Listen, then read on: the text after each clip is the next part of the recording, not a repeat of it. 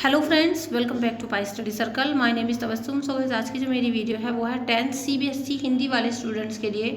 और यहाँ पर हम लोग बात करेंगे आपके चैप्टर नंबर 1 की, जिसका नाम है सूरदास के पद। और इस चैप्टर के जितने भी मोस्ट इंपॉर्टेंट MCQs हैं, मतलब 4 ऑप्शन वाले जो आपके क्वेश्चन हैं, उन सभी को हम विद आंसर यहाँ पर डिस्कस करने वाले हैं। सो गाइस, जैसे कि आपको पता है कि सूरदास के 4 पद आपकी जो है बुक में दिए हुए हैं। तो उन पदों के बेस पर, मतलब उनको पढ़ के उनकी एक्सप्लेनेशन जानने के बाद जितने भी महत्वपूर्ण MCQ यानी बहुविकल्पीय प्रश्न उसके बनते हैं, वो सारे के सारे हम इस वीडियो में डिस्कस करने वाले हैं। मेक श्योर आपको वीडियो को लास्ट तक देखना है, स्किप नहीं करना। 30 most important MCQs with answer यहाँ पर हम लोग डिस्कस करेंगे। साथ ही साथ गाइस, यहाँ पर मैं आपको बता दूँ कि CBSE ने अपना जो है पेपर का पैटर्न रिलीज कर दिया है। सेशन 2022 के अकॉर्डिंग जो आप लोगों का पेपर आएगा वो 2 टर्म्स में डिवाइड होकर के आने वाला है। टर्म 1 आपका टोटली MCQ बेस्ड रहेगा और टर्म 2 आपका सब्जेक्टिव रहेगा। अगर हम बात करें इस चैप्टर की, सूरदास के पद की, तो गाइस ये आपका जो चैप्टर है ये टर्म 1 के अंदर आएगा। मतलब इससे आपके बहुविकल्पीय यानी MCQs क्वेश्चन पूछे जाएंगे। अगर अभी तक आप लोगों ने अपना सिलेबस नहीं देखा है तो डिस्क्रिप्शन बॉक्स में आपको उस वीडियो का लिंक मिल जाएगा। छोटी सी वीडियो हो, डिटेल में मैंने आपको समझा रखा है कि आपकी जो 2 बुक्स हैं ये इनमें से कौन सा चैप्टर अभी आने वाला है और क्या वेटेज रहेगी, कितने मार्क्स का किस चैप्टर से पूछा जाएगा। तो पूरे सिलेबस की वीडियो का लिंक आपको मैं डिस्क्रिप्शन बॉक्स में दे दूंगी। टर्म 1 टर्म 2 दोनों ही टर्म्स उसमें मैंने समझा रखे हैं। साथ ही साथ गाइस, यहाँ पर मैं आपको बता दूं कि आपकी जो दूसरी बुक है जो हमारा गद्य खंड है, तो गद्य खंड में से आपके टर्म 1 के अंदर जो है 2 ही आपके चैप्टर आने वाले हैं। एक तो है आपका नेताजी का चश्मा, दूसरा है आपका बाल गोविंद भगत। उन दोनों ही चैप्टर को मैंने आपके साथ डिटेल में एक्सप्लेन किया था और उसके बाद उनके मोस्ट इंपोर्टेंट 30 MCQs भी मैं आपके साथ ऑलरेडी डिस्कस कर चुकी हूँ। तो टर्म 1 के लिए आप उन दोनों चैप्टर्स को अच्छे से प्रिपेयर ज़रूर करिएगा।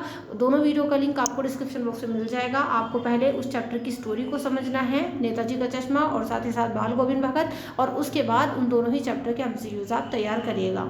डिस्क्रिप्शन बॉक्स में आपको लिंक मिल जाएगा, सिलेबस का लिंक भी आपको डिस्क्रिप्शन बॉक्स में आराम से मिल जाएगा। साथ ही साथ जैसे कि मैं आपको हर एक वीडियो में बोलती हूँ कि अगर आपको किसी भी चैप्टर के MCQs बहुत अच्छे तरीके से करने हैं तो उसके लिए आपको पहले उस चैप्टर को डिटेल में समझना पड़ता है। गाइस, अगर हम बात करें सूरदास के पद की, तो सूरदास के जो 4 पद हैं आपकी बुक में जो गिवन है, उन चारों को जो है मैं ऑलरेडी आपके साथ डिस्कस कर चुकी हूँ, समझा चुकी हूँ। सारी वीडियोस का लिंक आपको सीरियल वाइज डिस्क्रिप्शन बॉक्स में लगा हुआ मिल जाएगा। चलिए गाइस, शुरू कर लेते हैं।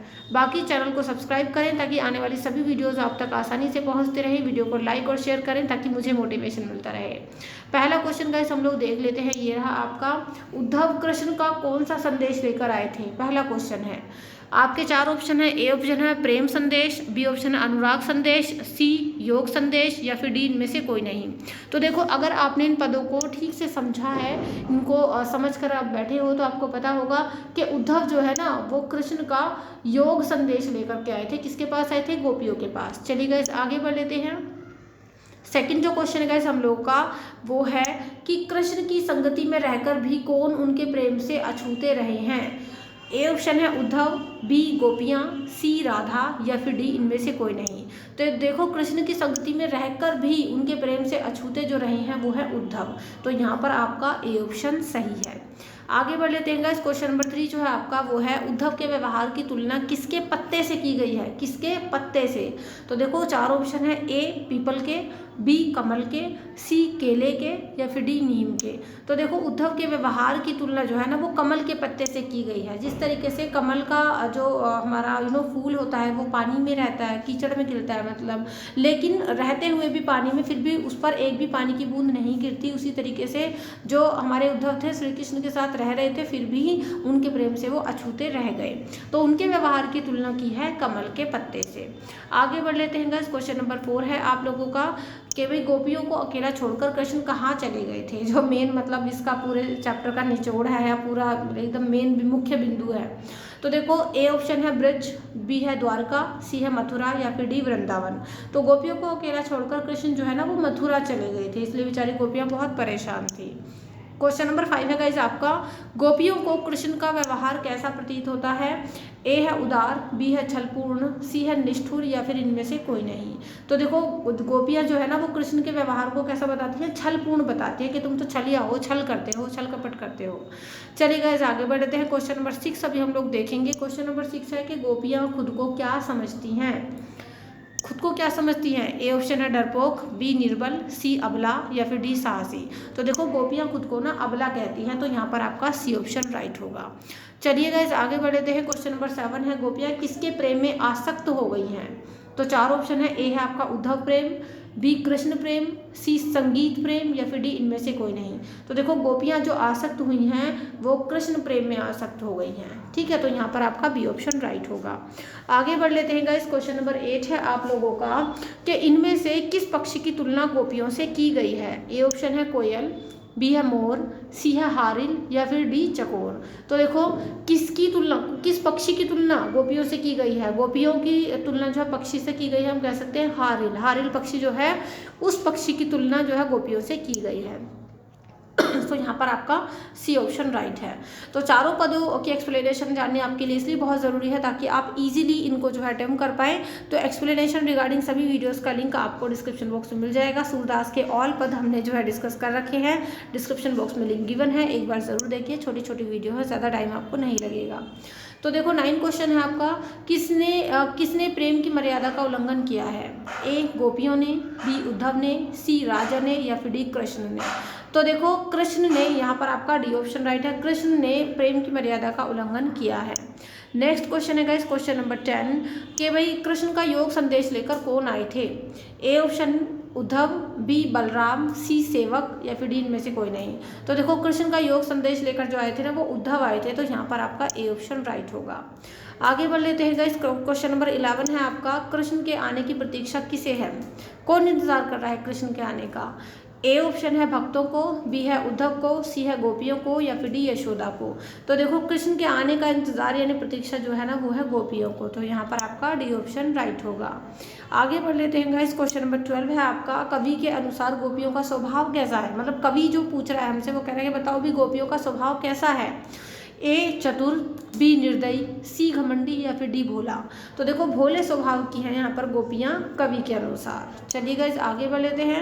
13 है, कृष्ण का योग संदेश लेकर कौन आए थे? तो ए ऑप्शन है उद्धव, बी है बलराम, सी है सेवक या फिर डी इनमें से कोई नहीं। तो देखो कृष्ण का योग संदेश लेकर सीधी सीधी बात है उद्धव आए थे गोपियों के पास, तो ए ऑप्शन आपका राइट होगा। क्वेश्चन नंबर 14 है गाइस आपका, उद्धव कृष्ण का कौन सा संदेश लेकर के आए थे? ए प्रेम संदेश, बी अनुराग संदेश, सी योग संदेश या फिर डी इनमें से कोई नहीं। तो देखो उद्धव जो है ना वो कृष्ण का संदेश कौन सा वाला लेकर के आए थे? योग संदेश, ठीक है, तो यहाँ पर आपका सी ऑप्शन राइट होगा।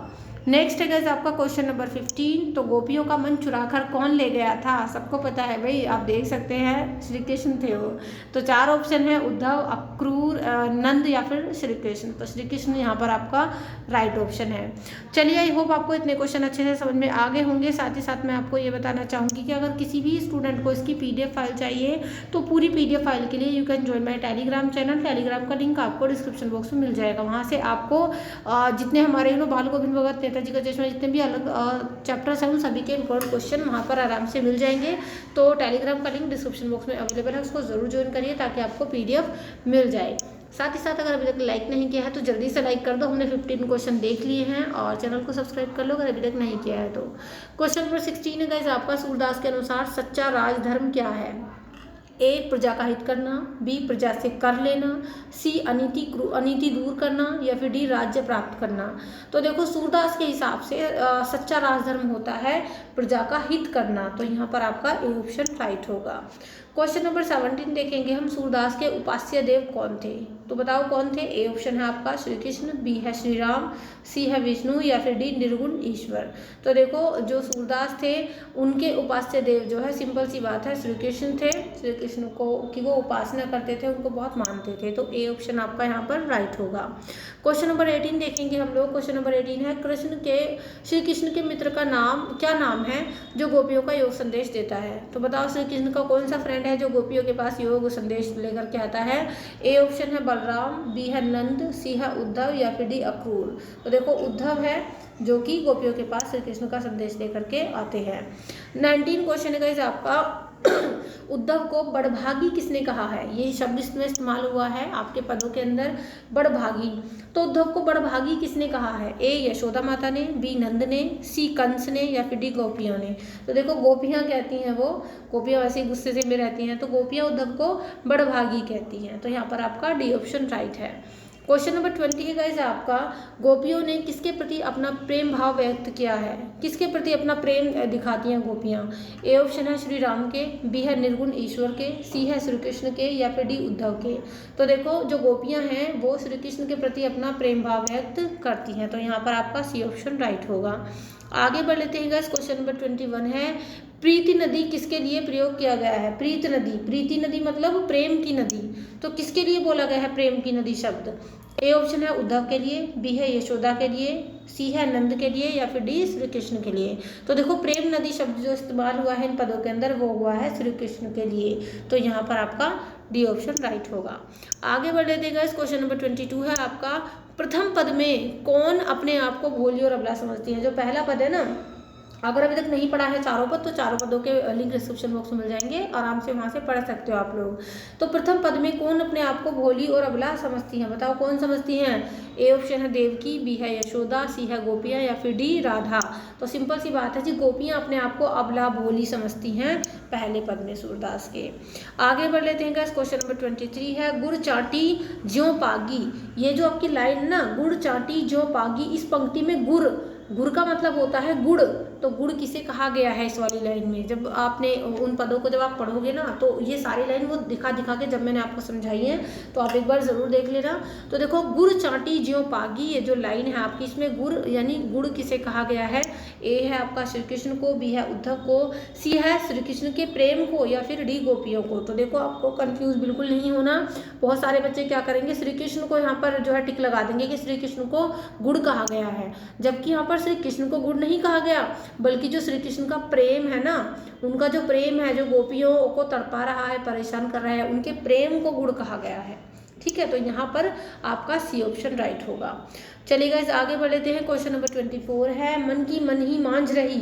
ये एक लाइन है, या मतलब ये वाला जो पद है आपका ये यूज हुआ है इसमें, मन की मन ही मांझ रही। तो इसका अर्थ बताओ क्या है? पदों में ये बात बोली गई है। तो ए है आपका मन की दृढ़ता, बी है मन की बात मन में ही रहना, सी है मन का भेद, या फिर डी मन का पाप। तो देखो मन की मन ही मांझ रही का जो अर्थ है वो है कि मन की बात मन में ही रह गई, मन की बात मन में ही रहना, इसका सही अर्थ ये है। तो बी ऑप्शन यहाँ पर आपका राइट होगा। चलिएगा इस क्वेश्चन नंबर 25 अभी हम लोग देख लेते हैं। 25 है कि गोपियाँ कौन सी बात किसे बताना चाहती थी? ठीक है, कौन सी बात किसे बताना चाहती थी गोपियाँ? ए ऑप्शन है अपने मन की बात श्री कृष्ण को, बी है अपने मन की बात उद्धव को, सी है संसार के व्यवहार की बात अक्रूर को, या फिर डी समाज की बात नंद को। तो देखो सबसे पहले आपको देखना है कि कौन सी बात।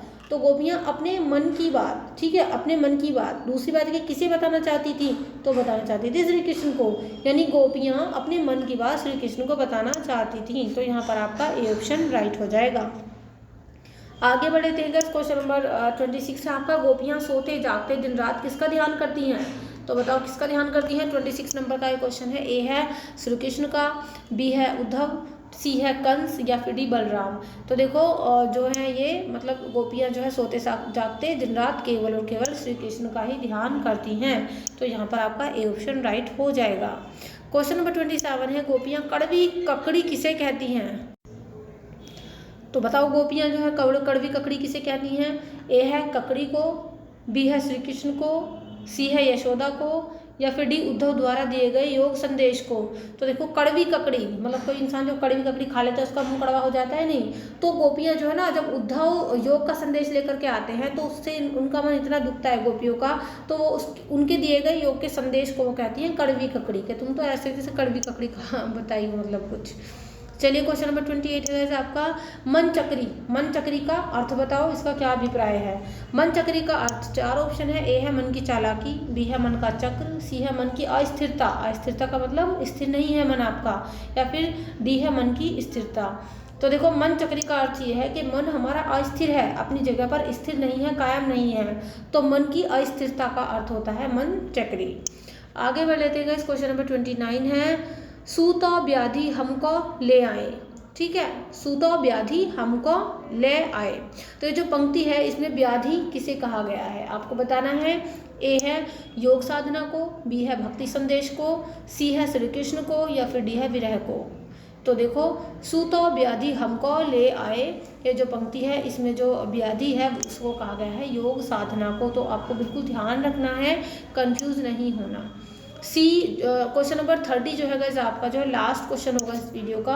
तो ये जो आपका क्वेश्चन है इसमें आप देख सकते हैं गोपियों के अनुसार किसने राजनीति की शिक्षा प्राप्त कर ली है। तो गोपियाँ देखो किलस्कर ये भी बोलती हैं कि राजनीति की शिक्षा प्राप्त कर ली है। तो किसने कर ली है?